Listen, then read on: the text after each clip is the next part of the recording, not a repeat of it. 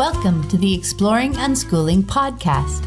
I'm Pam Laricchia, longtime unschooling mom and author.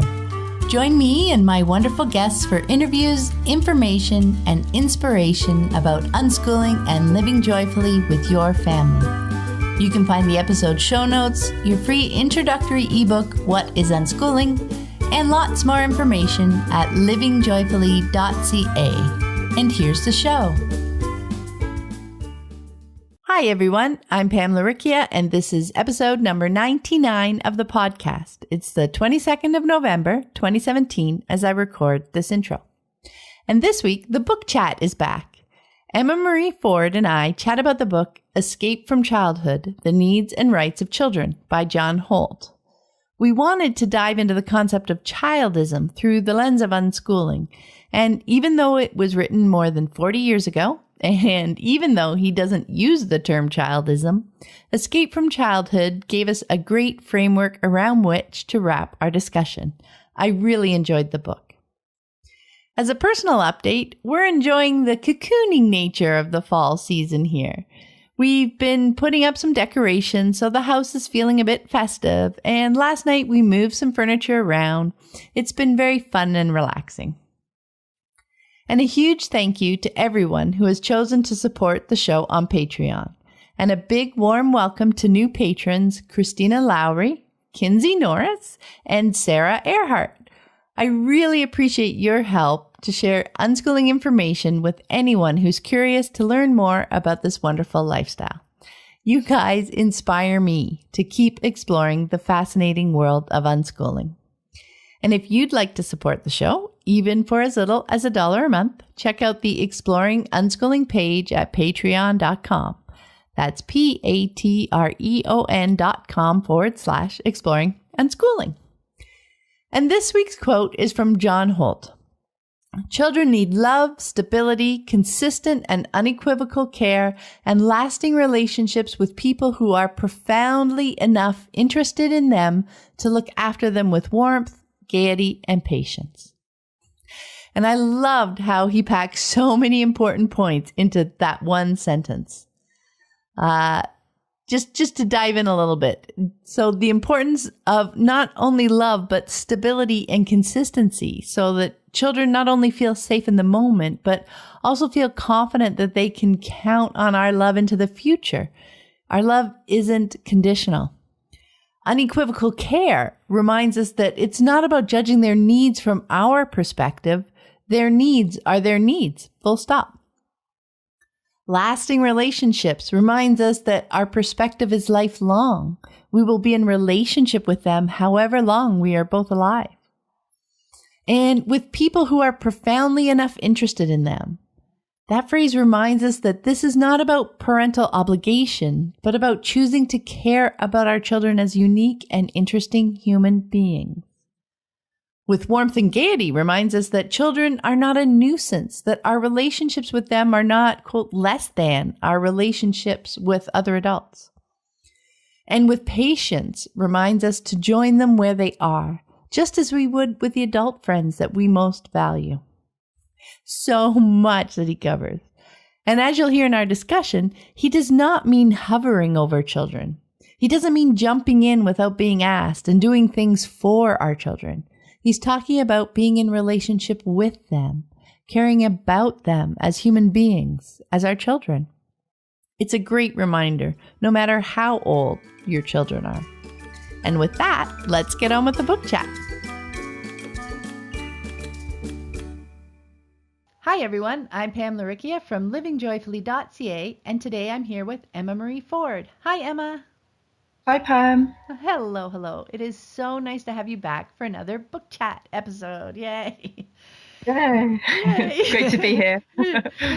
This time, Emma and I wanted to dive into the concept of childism. So we started our foray with the book Childism, Confronting Prejudice Against Children by Elizabeth Young Bruhl, which was published in 2012. And as we were going through it, the challenge became, while it was really interesting reading, it was very US-centric and quite focused on child abuse and neglect. Now, she makes great points about how the institutional response to those problems, harkening back in the 1960s, which persist to this day as well, have been very harmful to children. And she digs into the psychological roots of the destructive attitudes toward children that so much of society holds, and seeks to prove that prejudice against children exists. So while, again, that was really interesting reading, but as listeners of this podcast, I think it's pretty safe to say that you don't need to be convinced that prejudice against children exists. So what Emma and I were looking to discuss was more about how it applies in our unschooling lives today. So Emma suggested we add John Holt's book, Escape from Childhood, The Needs and Rights of Children, to the mix. Now, this was written in 1974, and he doesn't use the term childism itself, but in discussing the needs and rights of children, he points out many of the prejudices against or destructive attitudes toward children and discusses ways we can instead welcome them into our adult lives. So in the end, we decided that Escape from Childhood was a better book around which to frame our conversation today. So with that out of the way, here is the basic premise of the book taken from the book description. Under the guise of care and protection, children are kept in the walled garden of childhood, outside the world of human experience, for longer periods than ever before in human history. But for many children and parents, the walled garden of childhood is more like a prison where authorities compel and limit personal actions. In the preface, he writes, "The future does not exist. It has not been made. It is made only as we make it. The question we should be asking ourselves is, what sort of future do we want? Part of my answer to that question is what I have written about in this book." So the first half of the book looks at the bigger picture, and he talks about the problem and the institution of childhood, the family and its purpose, the competence of children, etc.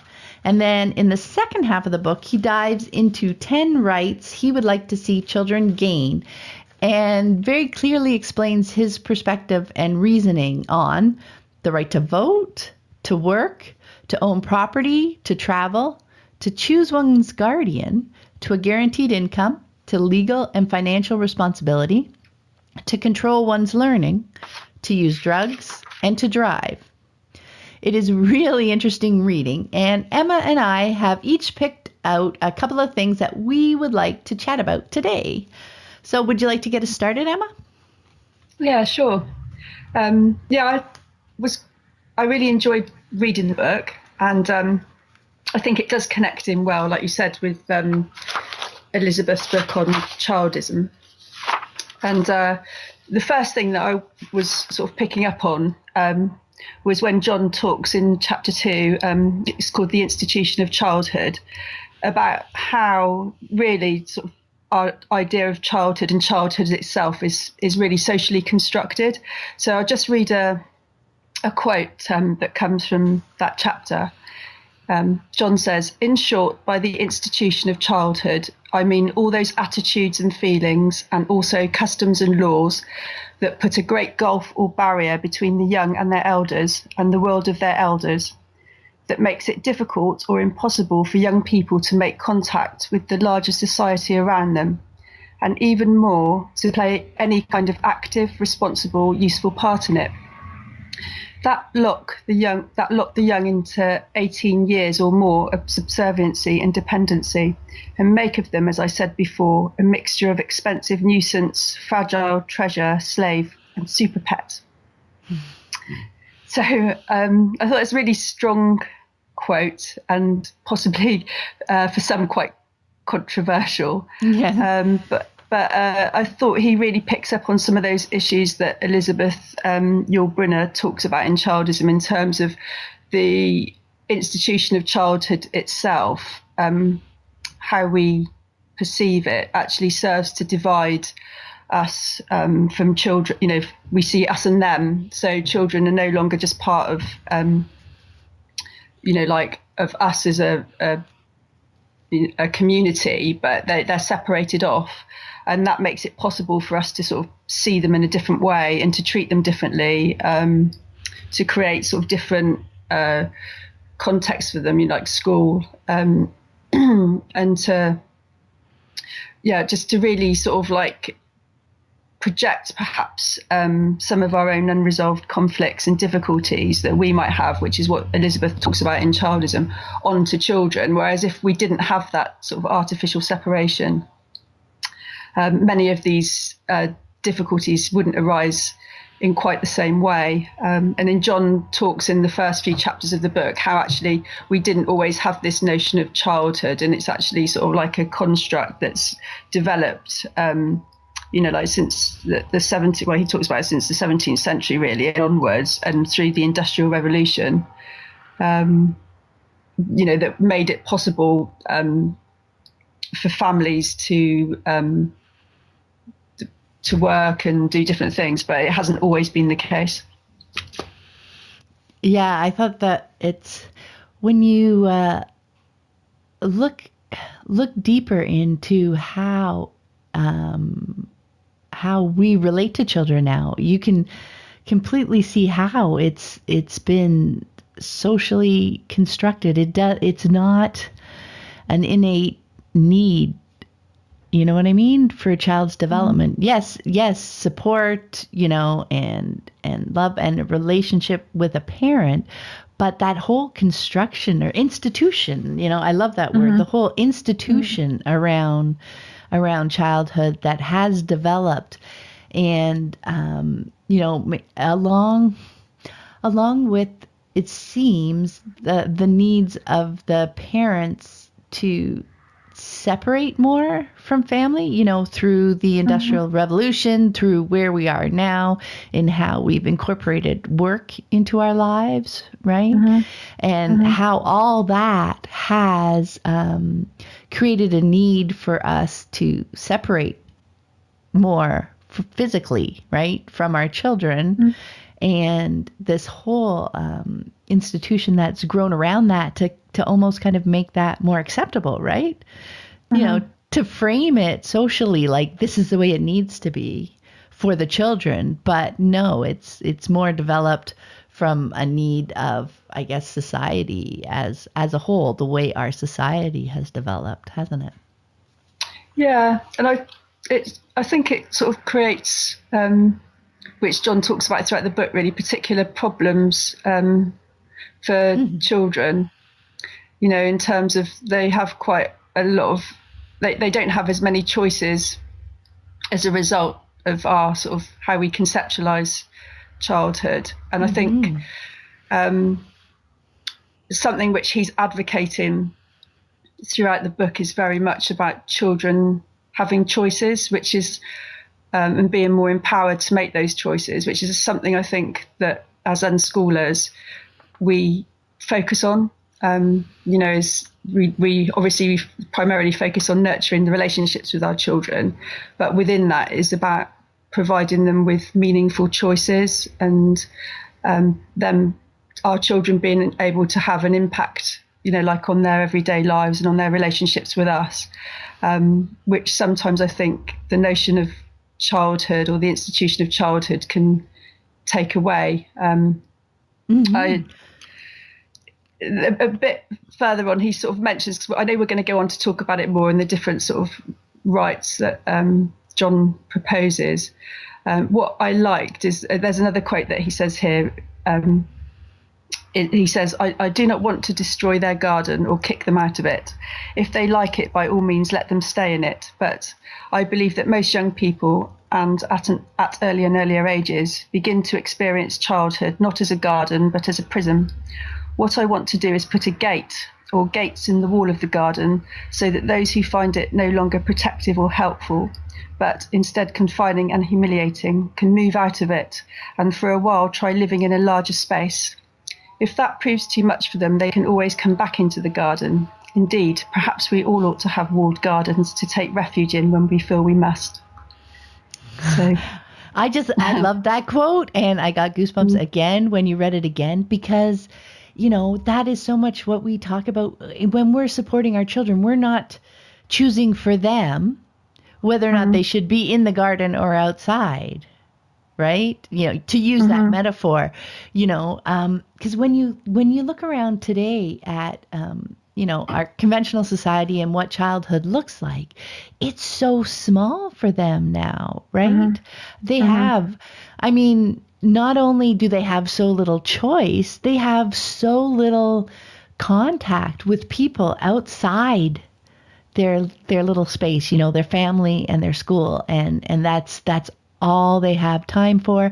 And even when you think about the adults that they manage to connect with over time, none of them, like all the adults, really have a kind of second-class citizen look on children, right? It's not an easygoing, natural, supportive, respectful relationship between a child and an adult, not even talking about parents.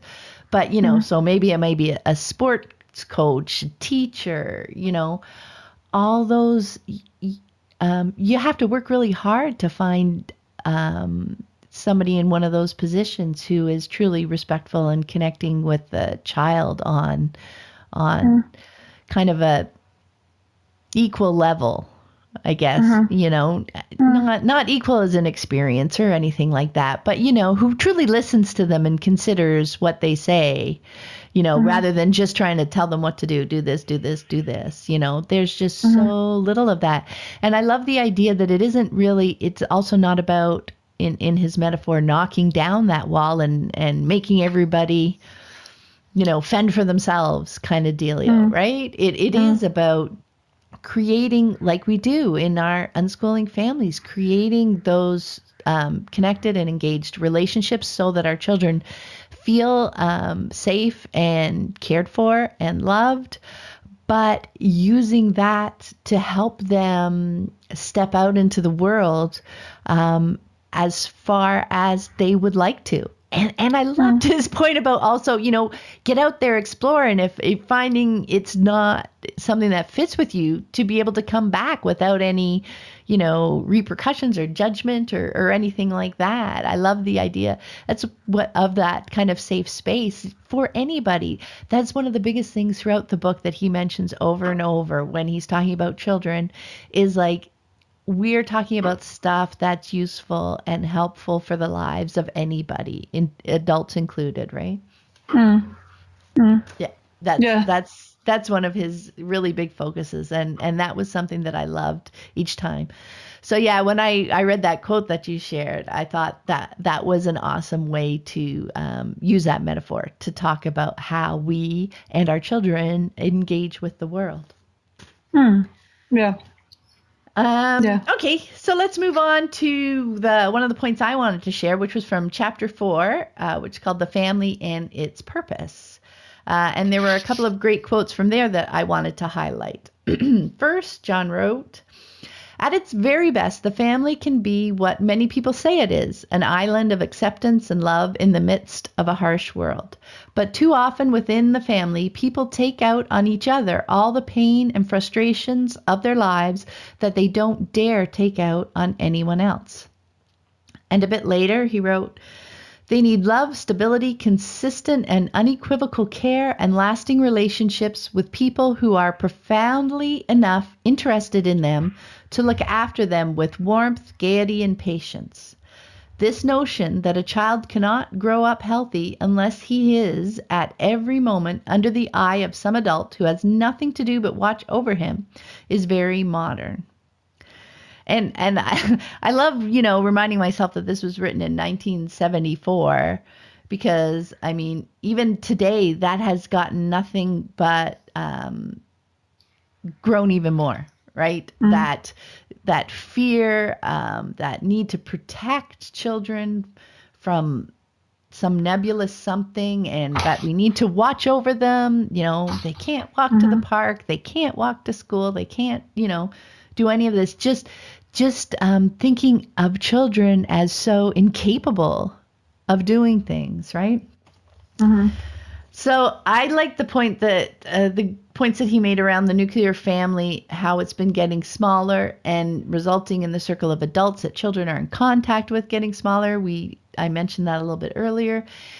And so when you look at it from the family perspective, which he's doing in this chapter, this puts greater pressure on our parent-child relationships, which makes them feel more intense, like there's a lot at stake because there's so few adults that our children are connecting with.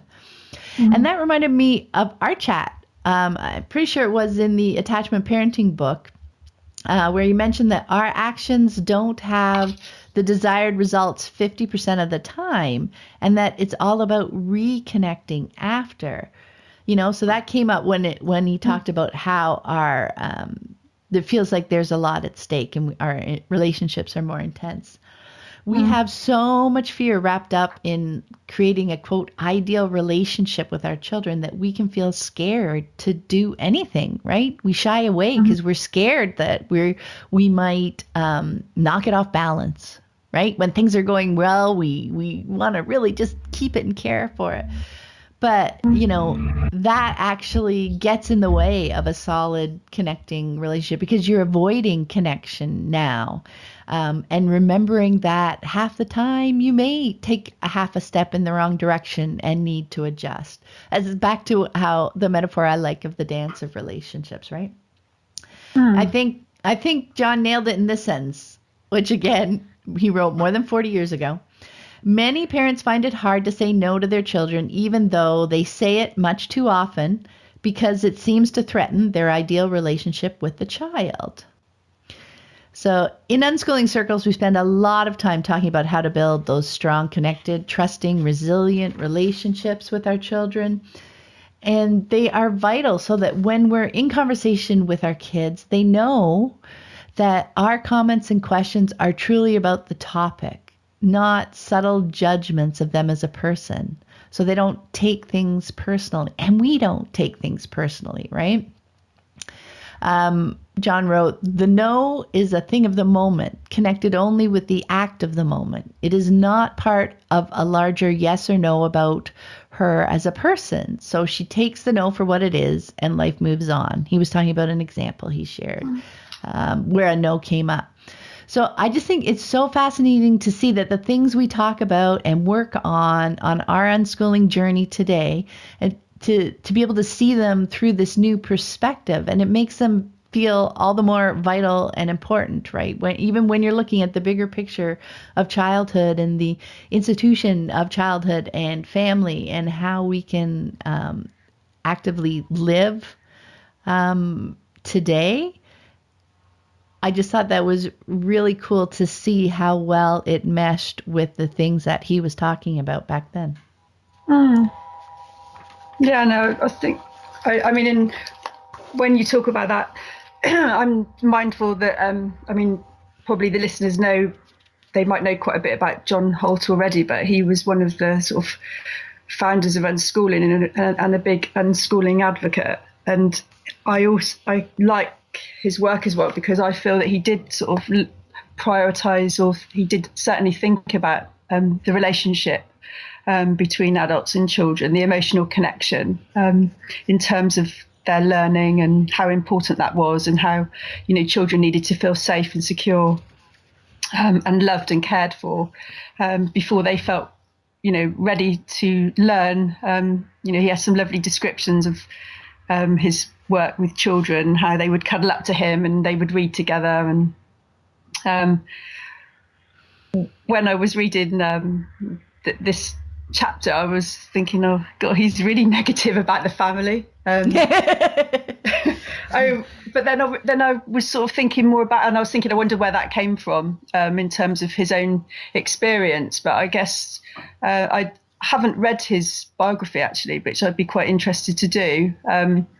But I was thinking that actually the family can be a source, like he does mention, it can be a source of nurture and support, but it can also be a lot of source of sort of conflict. And I know in my own work that I've been doing with families that children can be traumatized by their parents or caregivers, and that can have long-lasting impacts, throughout their life. So, and this bit also reminded me of I don't know if you're familiar with R.D. Laing and he was working. He did some work in the 1960s, and he wrote a book called Sanity, Madness, and the Family, which really explored how these sort of these close relationships in the nuclear family can end up being quite destructive.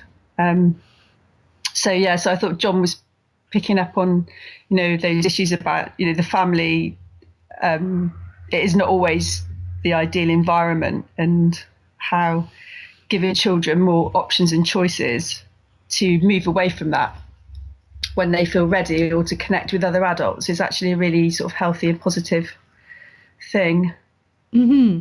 I think one thing I reminded myself of when I was reading this chapter was that this book is not unschooling focused. He is opening up to the broader idea of childhood, right? Mm-hmm. So I know I have, I've seen that in action in a lot of families, and some even with unschooling families, right? You can't say that our relationships are perfect. Like back to that 50% again, right? So many of us, certainly at the beginning of our unschooling journey, is so much about learning how to be in relationship with another person. With our child is our motivation, right? But we learn about relationships in general through that. And that is a lot of work that we do up front, because we haven't learned how to, release that, the intensity that we bring to relationships, to release the power that's involved, right? And the judgment through people's choices and actions in relationship. So it is a lot of work. And, people who are newer to unschooling are still learning that. Some people jump in and think unschooling's just, a free for all at first, and don't realize yet that they have that relationship work to do. Things will still get more out of control until, they reach a point where they hit that aha moment that, I need to do something about this. I need to figure this out. So, I had to admit right there when I was reading that yes, this is a possibility. And for children, there are times and families in which those aren't healthy relationships, right? And that it's great and important for them to have kind of an extended family, or, other adults and places that they can go and have healthier or less pressure cooker kind of relationships, Yeah. So I thought that was interesting. I think I can pick up on a couple of those bits in terms of, I think the work that we do as parents is an ongoing thing. However long we've been unschoolers, there's all, our children change at different points, and our relationships evolving. And I know you interviewed Theresa Graham Brett a while ago, and she's written a great book called Parenting for Social Change. And she's also got some articles on her website that she talks about adultism. So she's coming at this from a slightly different perspective, but looking at how, as adults we have our own adult prejudices towards children. And she really focuses on that, acknowledges the power imbalance that's inherently there between parents and children. And I think as unschoolers, we're hopefully we are mindful of that, and we try and address that balance. We try and enable children to have choices, and we, as you mentioned, we try to do our work on ourselves, like to avoid projecting onto our children some of our own sort of past sort of conflicts or insecurities. And Theresa really covers all this in her book as well, sort of delving into that a bit more deeply, just how we're really all vulnerable to that. So I guess in a way it's not as if some of us can get it right. It's just an ongoing process, that the more aware you can be of it, the better. Yeah, I love that, because that is one of the things you figure out on your journey, is it? Oh, this isn't something I'm going to learn and finally get right and then can finally relax the rest of my life, right? I got the A and I'm good, right? Yeah. No, that is absolutely something that you realize along the way. Is that, oh, this is life. This is connecting and engaging with people in this moment, making my choices and seeing how things go and learning from each interaction and each experience. You learn a little bit more because, like you said, not only are our children changing and growing, so are we. So there's never one static answer that's going to apply forever. So yeah, that's a great point. And yes, I love Teresa's book, and I'll be sure to put a link in the show notes as well. I think that's a great book for helping us work through a lot of the, I don't know, I was going to say baggage. That seems a little negative, but because, what we've learned in our lives about relationships up to that point, like we learn what we're engaged in, and depending on the family environment that we grew up in, those are the tools and the things that we know when we get started with our own kids, aren't they? Mm-hmm. Okay, so I'm going to do the next point because we decided to do these in chapter order. The second piece I wanted to talk about, which I thought was so interesting, this was chapter 12, and the title was On Seeing Children as Cute. Now, I just wanted to point out to people that this chapter has been excerpted and published with permission on Jan Hunt's website, The Natural Child Project, and I will put a link in the show notes to that as well. And I spoke to Jan just a couple of months ago on the podcast, so I will put a link to that as well if you're interested. But what John Holt means by On Seeing Children as Cute is we should try to get out of the habit of seeing little children as cute. That our response to a child is authentic when we are responding to the qualities in the child that are not only real, but valuable human qualities that we would be glad to find in someone of any age. I mentioned earlier how he's always, coming back to this constantly, right? That these are values about being human, not childish, things and adult things. We're talking about human qualities. Anyway, so here's the quote I wanted to share about this. Children tend to be, among other things, healthy, energetic, quick, vital, vivacious, enthusiastic, resourceful, intelligent, intense, passionate, hopeful, trustful, and forgiving. They get very angry, but do not, like us, bear grudges for long. Above all, they have a great capacity for delight, joy, and sorrow. But we should not think of these qualities or virtues as, quote, childish, the exclusive property of children. They are human qualities. We are wise to value them in people of all ages. When we think of these qualities as childish, belonging only to children, we invalidate them, make them seem things we should outgrow as we grow older. Thus, we excuse ourselves for carelessly losing what we should have done our best to keep. Worse yet, we teach the children this lesson. Most of the bright and successful 10-year-olds I have known, though they still kept the curiosity of their younger years, had learned to be ashamed of it and hide it. Only, quote, little kids went around all the time asking silly questions. To be grown up was to be cool, impassive, unconcerned, untouched, and invulnerable. So when I talk about our unschooling journeys, I often mention how our children can be our very helpful guides. And it's exactly for this reason. They are wonderful human qualities that we have lost, that we have learned to try to keep hidden, that we see in our children. So much of our unschooling journey is about excavating these traits so that we can once again fully engage with our lives.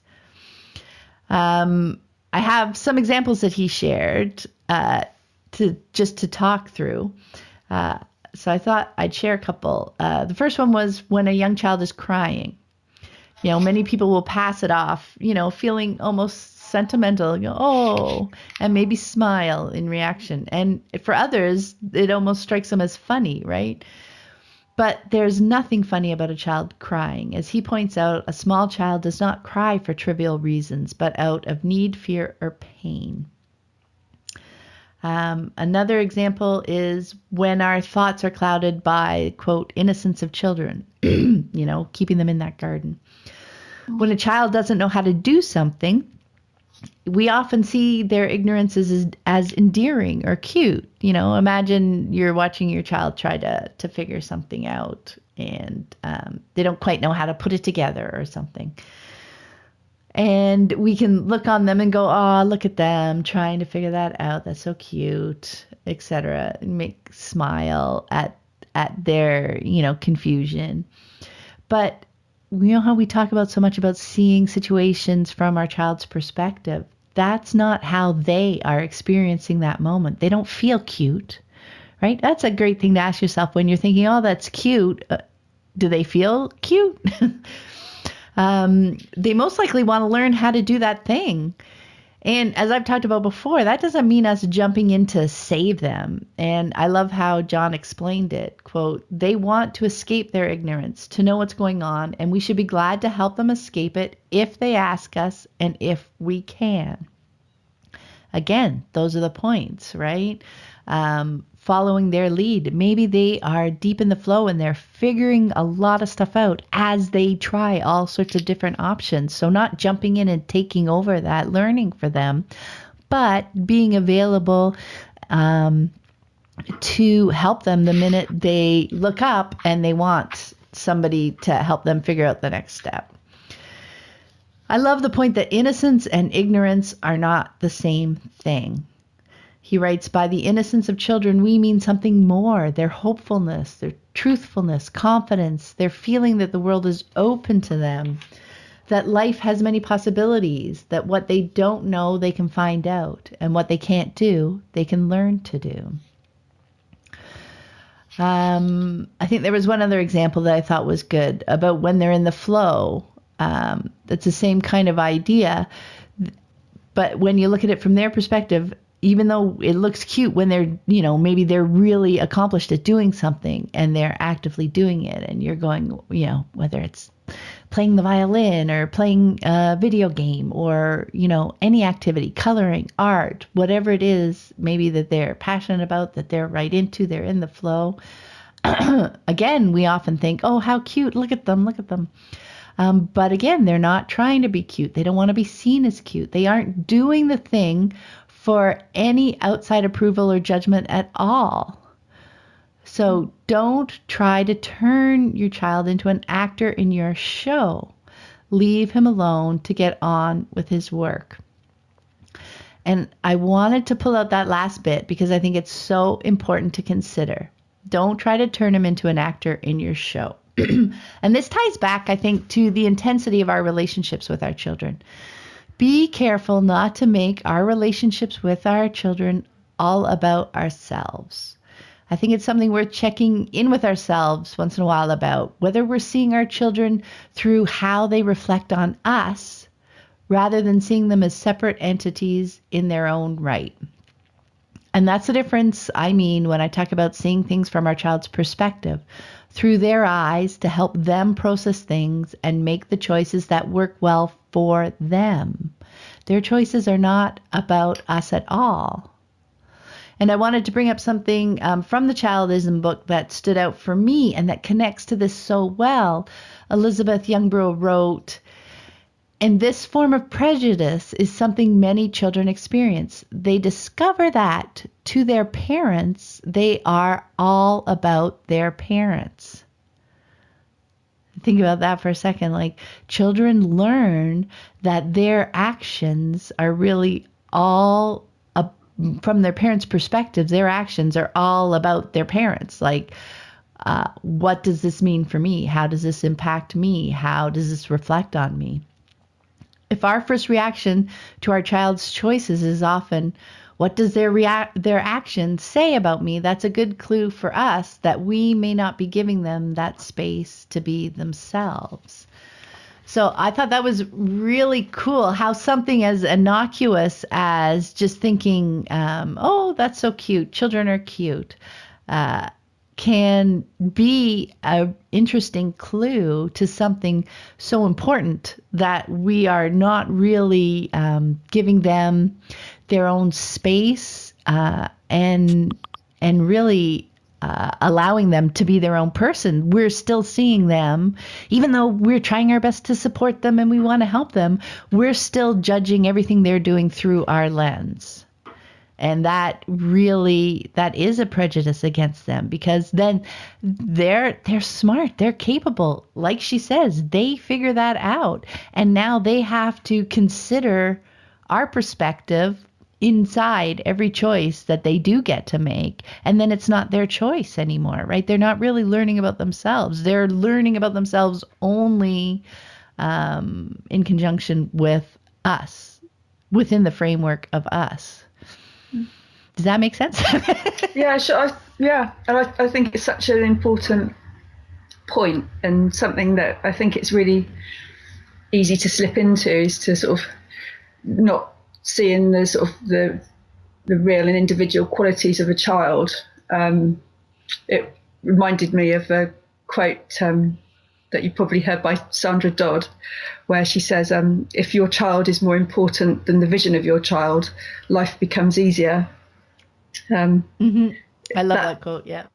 I just think the whole thing is, like when we see children as cute or there for us, to please us, then we're not actually seeing them, their real qualities, and we're missing out on so much in terms of being able to connect with them as well. Because I think when we have any kind of lens, it does influence how we interact. And I think you mentioned Elizabeth Young Rule as well, and in her book she does talk about how prejudice operates, because other children, really, we don't see them as people, like we dehumanize them in a sense, and so we're not looking at them actually with the real qualities that they have, and so that objectifying process really enables us to sort of treat them differently, which is what I think I was going to say that's this whole challenge of the development of the institution of childhood, as he talks about, right? That's just another layer of stuff between us, right? That makes it harder for us to connect with them, to really see things from their perspective. We're just so used to seeing it from our own, right? And that's fine. There's nothing wrong with that. That is our perspective. But when we're in relationship and trying to help and support our child growing up, we also need to be able to truly release our framework, throw away that lens, and also be able to see through their lens, right? And not belittle them, not think, oh, that's childish, that's cute, just all the minimizing we do of what children do. They're just their day-to-day lives, right?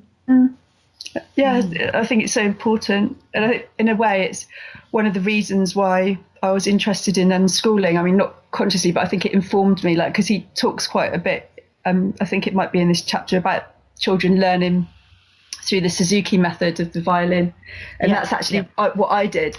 But I was quite hot-housed, and so although I can see that the Suzuki approach could be really relational. You learn alongside your parent, and you do it in a way that you're playing interesting music right from the beginning. Like, you don't have to start off like learning the scales and things, but you're playing exciting and interesting things. But again, with anything, it's how it's done. And there was when I did it, there was quite a pressure to achieve. And so I think I felt that I didn't want my children to experience that same type of pressure, so that if they were interested in something, I wanted it to be more about them. Like you talked about then, like I didn't want to make it all about me. I wanted their interest to emerge organically, rather than it being something that was more imposed upon them.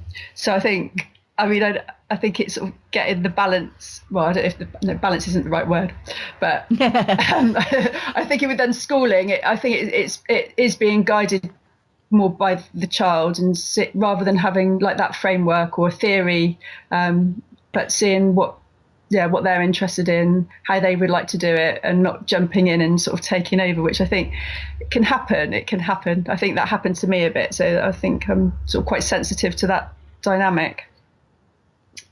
Yeah, I love that point. It really does come down to the relationships again, right? And when I think about framework, so often, I imagine parents thinking that, they have this framework for their children, and they can make choices within that, but they have to stay within this framework or boundaries that parents feel are acceptable. And when I think about our unschooling lives, to me, what comes to mind is more like scaffolding that we're building underneath them rather than on top, over top, or into the future, depends on how you look at it.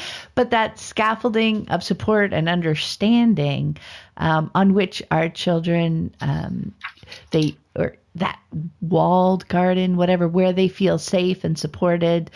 Because as you mentioned, John talks about how you need that environment for learning to happen. I was going to say good learning, but for real learning, for actual learning where they feel comfortable and safe enough to be able to just dive into whatever they're curious about in the moment. So I always like to think of that framework more as scaffolding that's underneath and supportive, rather than a framework that we're trying to overlay onto their lives. Yeah. Anyway, we should move on. I think you've got your last point that you'd like to share. Yeah. This is taken from the last chapter, which John calls Steps to Take. I'll start off with the quote that I think opens this chapter as well. And I think I've got a feeling that this might be partly on Jan's website, or it's certainly he mentions Paul Goodman, I'm sure, in one of his articles on Jan Hunt's website. So anyway, he says, Paul Goodman, in his many talks with young people, used to say that one way to work for a truly different and better world was to act in their daily lives as far as they could, as if that world existed. What would you do, he would ask them, if the world had become more or less the kind of place you want it to be? How would you live? How would you treat other people? Live that way now, treat them that way now. If something prevents you, try to find out a way to deal with that. We can begin to treat children, even the youngest and smallest, wherever we may find them, as we would want to treat them in the society we are trying to make. So I really like that, because I think sometimes thinking about children's rights, society as it is, prejudice against children, it can all feel quite overwhelming.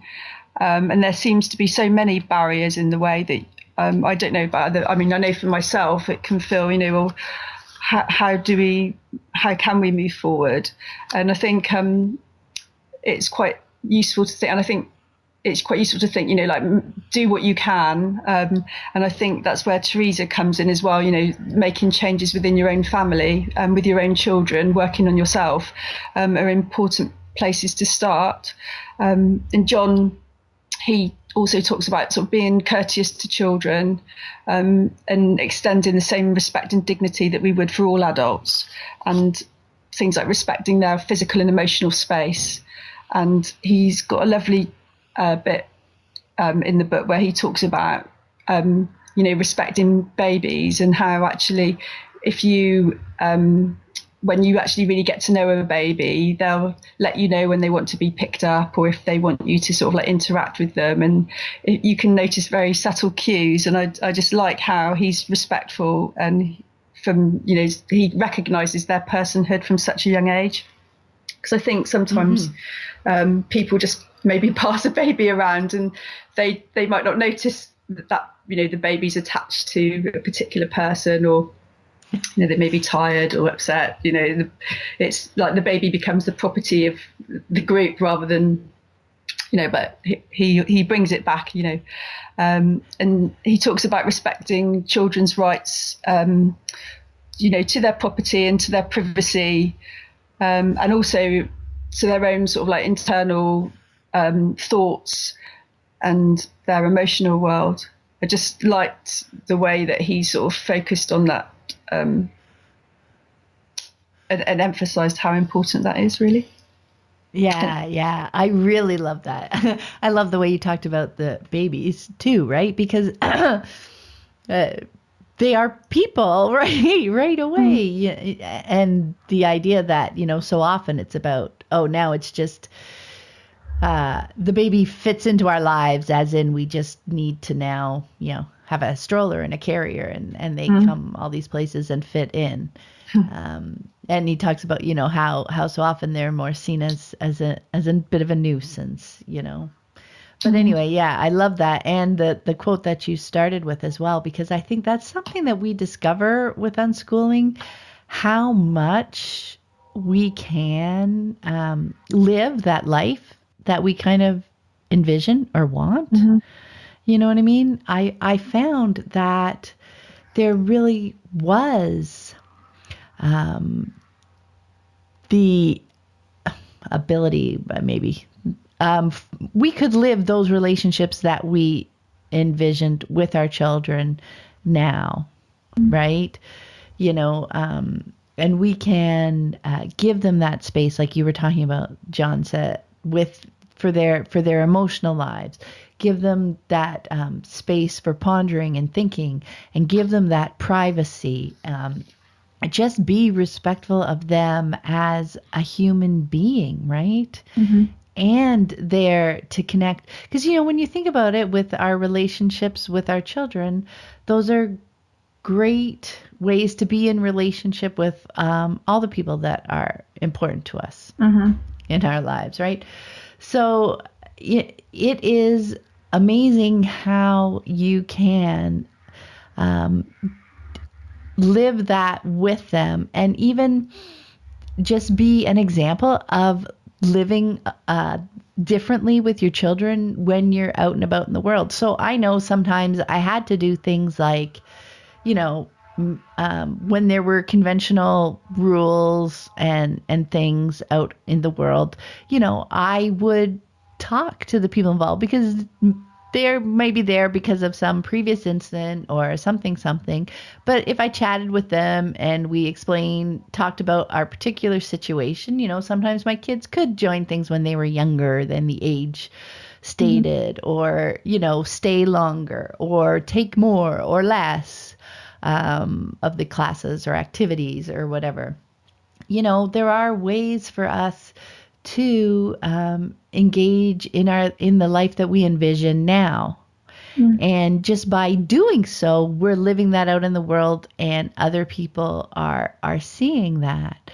And for me, that's an interesting piece when we're out and about and people see us doing something a little bit differently and conversations come up, and I'm kind of all about planting those seeds.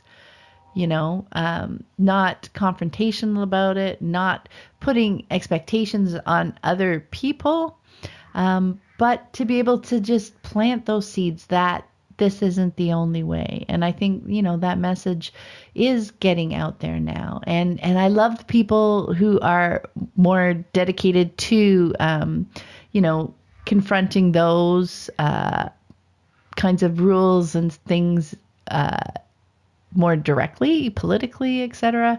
But it's also great too to live it out in the world as well. So I think the combination of it all is really helpful. And I know John's book was written many, many years ago, but, his ideas are on the nose. And he even talks about how, it might be a little bit and a little bit, not just one foul swoop for such and such, but so many of those things,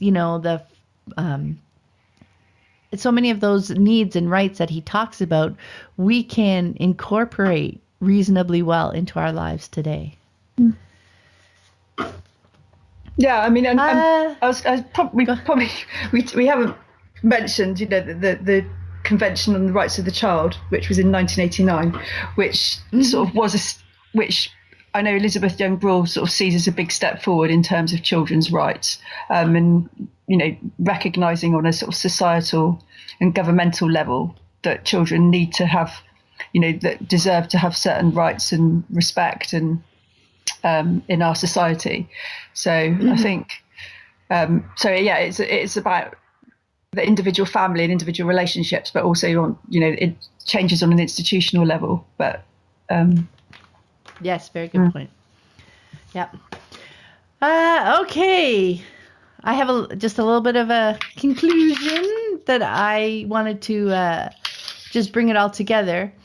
In the book, Holt describes lots of typical situations that showcase how so many of the challenges that children and parents face are rooted in children wanting to grow up and adults wanting to protect them by extending their childhood. And I just wanted to share this quote, which I think wonderfully summed that all up. Children want to grow up. While they are growing up, they want, some of the time, to be around the kind of adults who like being grown up and who think of growing up as an exploration and adventure, not the process of being chased out of some Garden of Eden. They do not want to hear older people say, as many people in the alternative school movement so often do, "These are the best years of your life. We are going to save them for you and keep the wicked world from spoiling them." What could be more discouraging? And he continues a bit further along. But instead of trying to make sure that all children get only those experiences we think are good for them, I would rather make available to children, as to everyone else, the widest possible range of experiences, except those that hurt others, and let them choose those they like best. Because that's what he wishes for all human beings, regardless of age. And we're right back there again.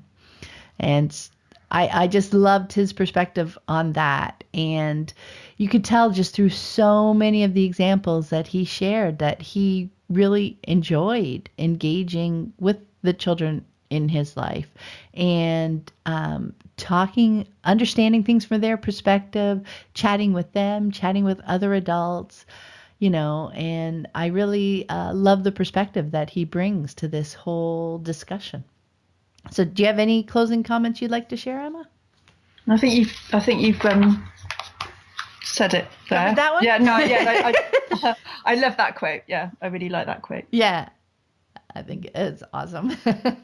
Okay, so thank you very much for chatting with me today, Emma. As always, I really enjoyed digging into the ideas with you, and it's amazing how we kind of choose a topic that we'd like to dive into, and the push and pull of the books that get in there, and it's like, oh no, this doesn't quite work, back and forth. I really appreciate all the time you put into this with me.